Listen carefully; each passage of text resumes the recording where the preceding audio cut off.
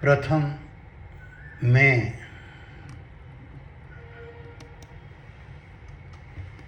मेरा परिचय देता हूँ। मेरा नाम वल्लभ भाई डायाभाई धामेलिया है। मेरा जन्म हिंदुस्तान के गुजरात स्टेट के भावनगर डिस्ट्रिक्ट के सीहोर तहसील के मढ़ड़ा गांव में लाटवाड़ा वाला नाम से जाने वाला पटेल परिवार में हुआ है।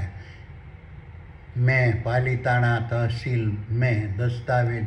लिखने का कार्य करता था। अब मैं सूरत में मेरा परिवार जनों के साथ सुख से मेरा निवृत्त जीवन जी रहा हूँ। पूज्यनीय और वंदनीय अधिकार का स्वरूप निरंजन निराकार निर्गुण अजर अमर और अविनाशी विराट दिव्य ज्योति स्वरूप है और ईश्वर का निवास स्थान पृथ्वी से अब्जों प्रकाश वर्ष दूर आसमान के सर्जन केंद्र में आया हुआ अद्भुत अलौकिक सुपर कंप्यूटर स्वरूप विराट तारा में 1400 अबज साल पूर्वे से आज तक कायमी है। नहीं ईश्वर का जन्म हुआ था, ना ही ईश्वर का जन्म हुआ था, ना ही ईश्वर की मृत्यु होने वाली है। ईश्वर सनातन शाश्वत और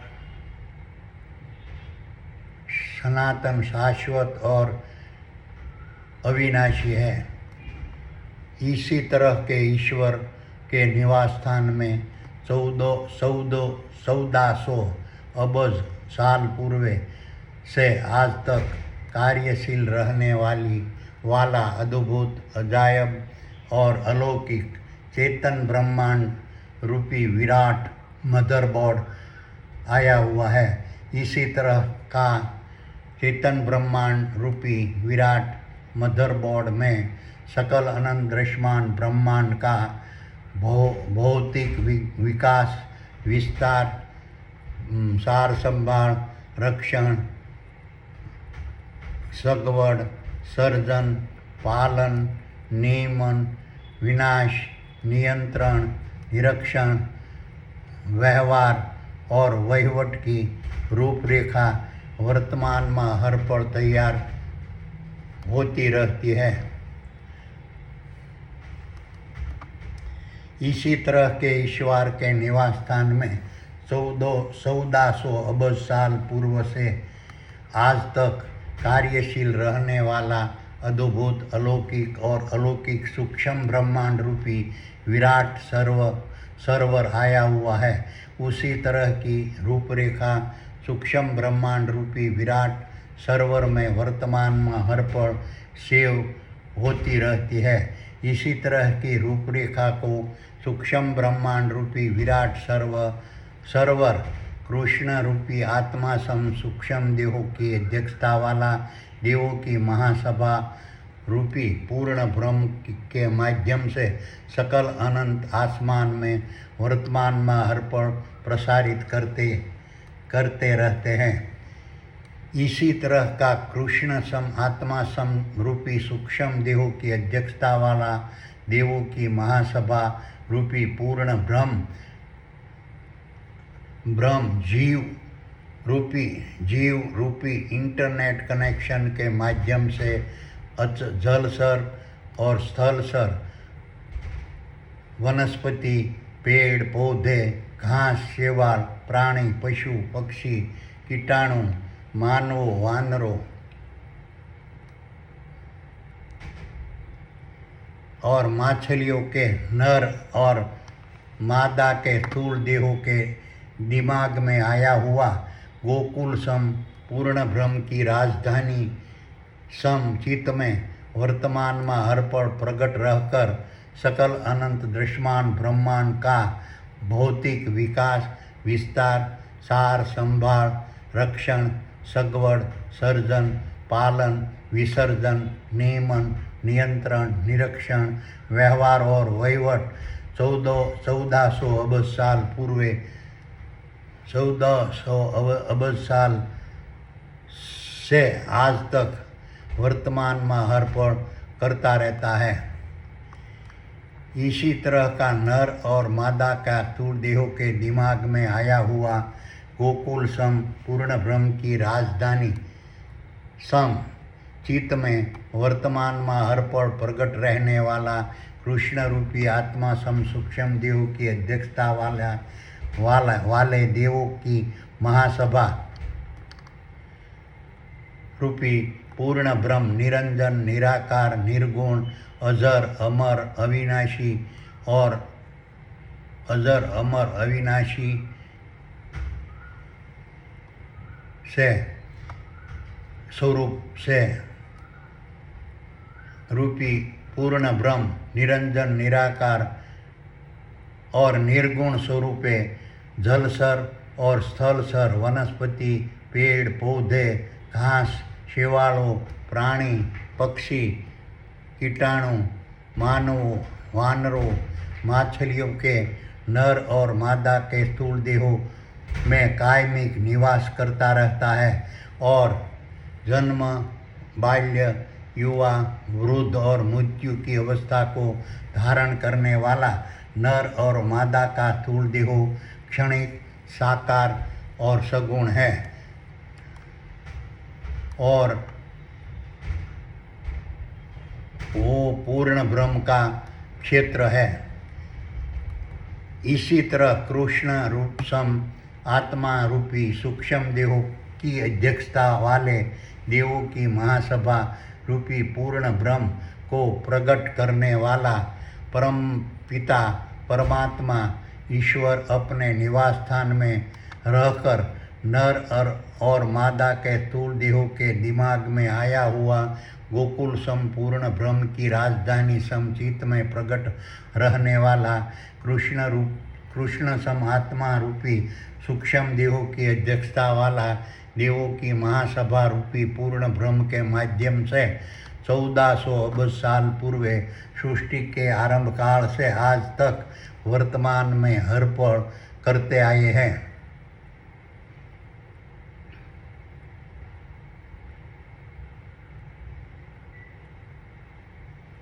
और भविष्य में भी करते रहेंगे। ईश्वर जन्म लेकर और स्वरूप धारण करके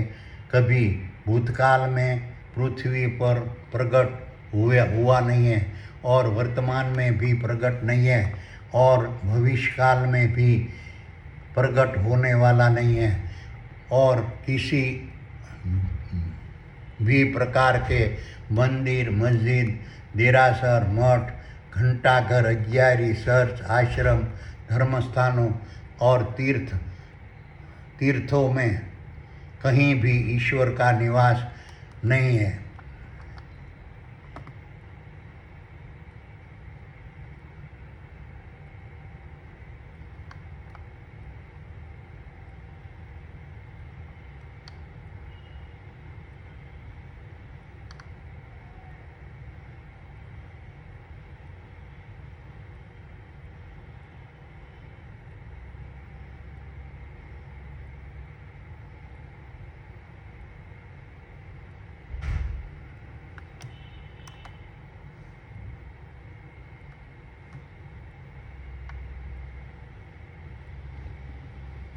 और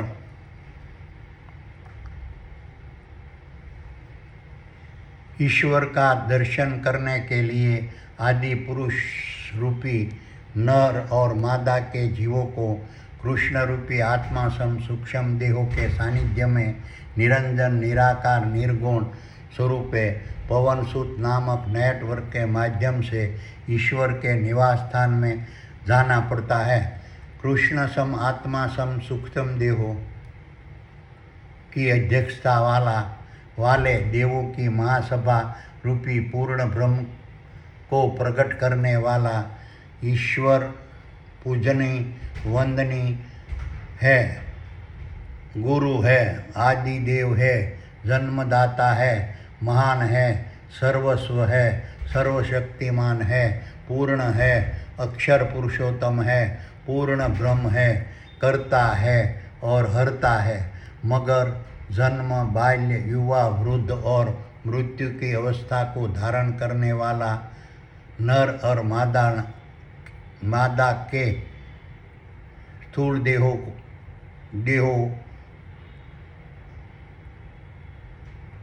क्षणिक, साकार और सगुण नर और मादा ने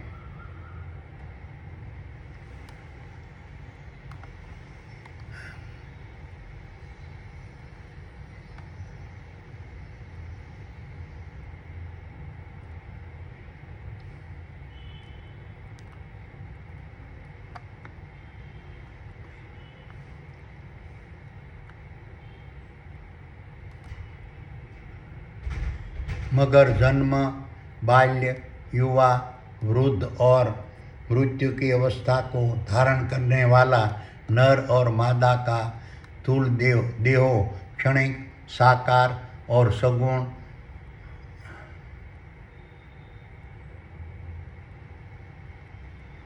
सगुण है, और नर और मादा के स्थूल देहों को धारण करने वाला आदि पुरुष रूपी नर અને मादा के जीवों और काल्पनिक देवों, देवियों, भगवानों, भूतों, प्रेतों, सन्यासियों, त्यागी, तपस्वी, जति, सती, भुआ, कथाकार, साधु, संतों, गुरु, महंतों, मौलवी, पादरी, उलेमा, नबी, दरगाह, मुंजावर, फकीर, नबी, पोप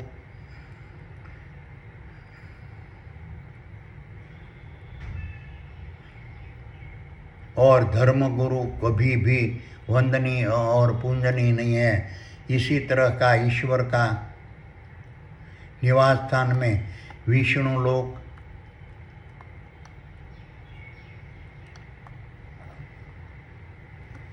इसी तरह का ईश्वर का निवास स्थान में विष्णु लोक, ब्रह्मलोक, यमलोक, इंद्रलोक, अक्षरधाम, गोकुलधाम, जन्नत, दोजक, परिलोक, भूरीलोक, पाताललोक, स्वर्गलोक और नर्कलोक कहीं भी नहीं है। मोक्ष और मुक्ति का किसी भी प्रकार का प्रावधान नहीं है। फिर भी साधु, संतों, गुरु, महंतों, मौलवियों, पादरियों, पोपों, उलेमाओं, दरगाहों,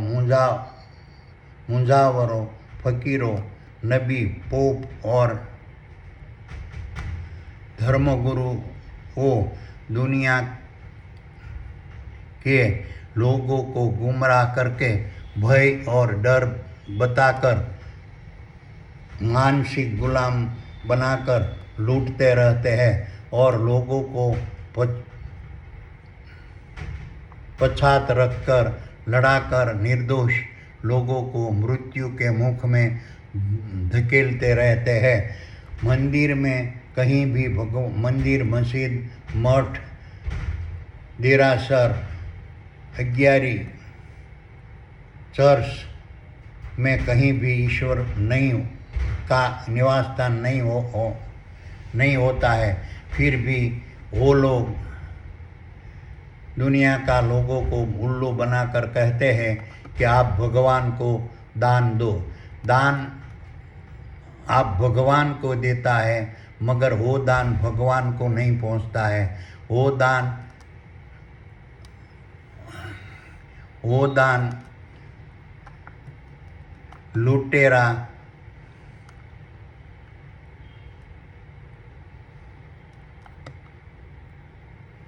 साधु, संतों, सन्यासियों, तपस्वियों, गुरुओं, महंतों, मौलवियों, पादरियों, उलेमाओं, मुंजावरों, फकीरों, नबियों, पोप और धर्मगुरुओं को चुरा लेते हैं और अपनी ऐश आराम में उनका उपयोग करते रहते हैं, मगर दुनिया के लोगों को अपनी बुद्धि से सोचने का समय नहीं है कि भगवान को जो दान देता है वो दान वो दान साधु संतों, गुरु, महंतों, मौलवियों, पादरियों, उलेमाओं, नबियों, मुजावरों, फकीरों, पोप और धर्मगुरुओं चुरा लेते हैं। और इसी तरह की चुराने की प्रक्रिया सकल पृथ्वी पर मस्जिद, मठ, मंदिर, चर्च, अग्यारी, घंटाघर में सालों से चला आता है। ईश्वर के अलावा पृथ्वी पर जन्म धारण करने वाला कोई भी जीव,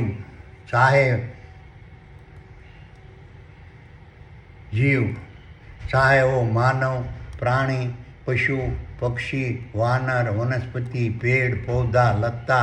और वेली का नर अने मादा का स्थूल देहों को धारण करने वाला आदि पुरुष रूपी नर और मादा का जीवों पूजनीय नहीं है, वंदनीय नहीं है। और किसी भी प्रकार का साधु, संतों, सन्यासी, तपस्वी, त्यागी, कथाकार, लेखक, ब्राह्मण, कवि, गुरु, ज्योतिषी, तांत्रिक, मांत्रिक, भुआ, जति, पुजारी, महाराज, साहेब, मौलवी, उलेमाओं, खलीफाओं, नबियों, पोप, पादरियों और फकीरों, मुजावरों और संत ज्ञान भेद और गुण भेद के हिसाब से सम्माननीय और आदरणीय अवश्य होगा, मगर कभी भी पूजनीय नहीं है और वंदनीय नहीं है। वो तो भगवान के नाम पे चंदा लेकर वो चंदा को चोर कर अपनी अय्याशी करता रहता है।